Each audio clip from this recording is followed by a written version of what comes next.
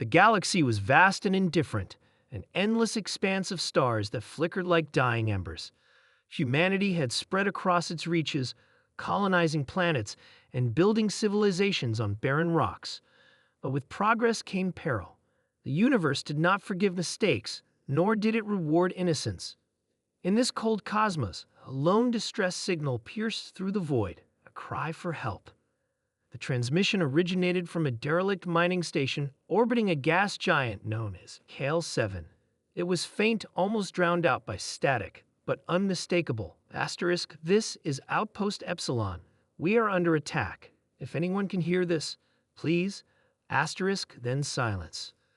On board the starship asterisk Vanguard asterisk, Captain Elias Cross stood in the dimly lit command center, his sharp features illuminated by holographic displays.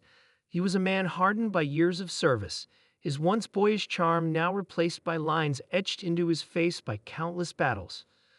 Beside him stood Lieutenant Mara, her dark eyes scanning the data streams with precision.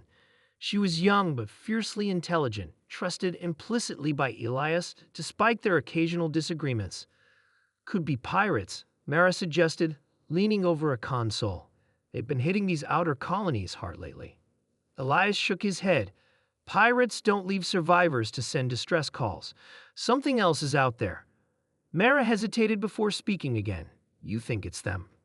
He didn't need clarification. Everyone knew who them were, the deadliest ones in the galaxy. They weren't human, though they wore humanoid forms when it suited them. Known only as the Veil, they were shapeshifters capable of infiltrating any society undetected. Their motives remained a mystery, but their reputation was clear. Wherever they went, destruction followed. We're going in, Elias said firmly. If there's even a chance someone might still be alive, we have to check.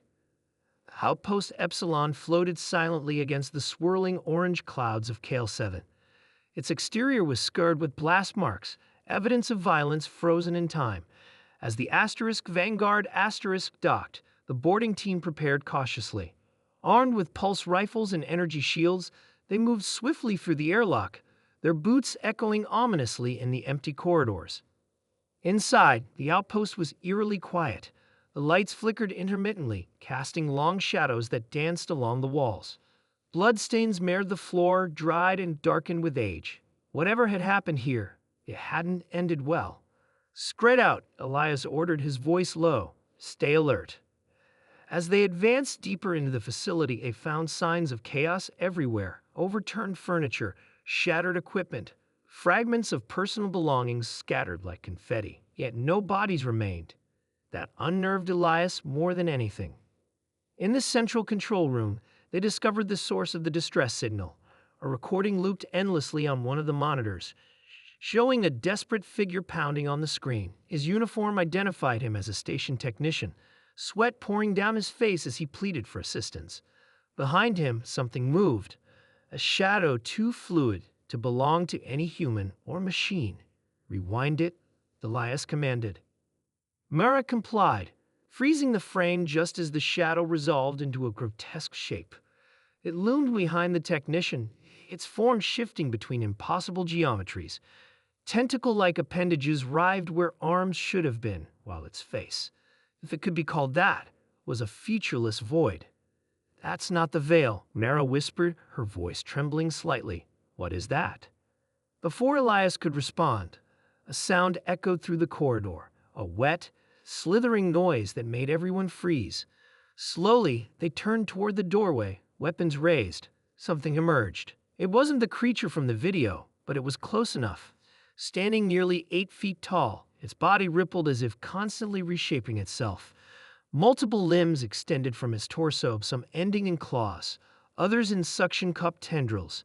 Its head tilted unnaturally, studying them with an intelligence that felt alien and predatory. Fire, Elias shouted. The team unleashed a barrage of energy pulses, each bolt striking the creature with explosive force. For a moment, it seemed to stagger, its form destabilizing into a mass of writhing flesh. But then it reformed, advancing without hesitation. They're adapting. Mara yelled, backing away. Elias grabbed her arm. Fall back, now. They retreated down the corridor, the creature pursuing them relentlessly. Doors sealed shut behind them, buying precious seconds as they sprinted toward the docking bay. But the thing was faster than they anticipated, bursting through bulkheads as if they were paper. Just as all hope seemed lost, reinforcements arrived, not from the Vanguard Asterisk, but from an unexpected source. A second ship descended upon the outpost, sleek and black, its design unlike anything Elias had ever seen. From it emerged figures clad in shimmering armor, their movements fluid and precise. The leader stepped forward, removing their helmet to reveal a face both familiar and strange. It was humanoid, yet subtly wrong, as if reality bent around it. "Captain Cross," the figure said, their voice calm but commanding. "We've been monitoring your situation. Who are you?" Elias demanded, lowering his weapon cautiously. "We are the Sentinels," the figure replied. "Guardians against threats beyond comprehension. You've encountered one of the old ones, an ancient entity awakened prematurely. It must be contained."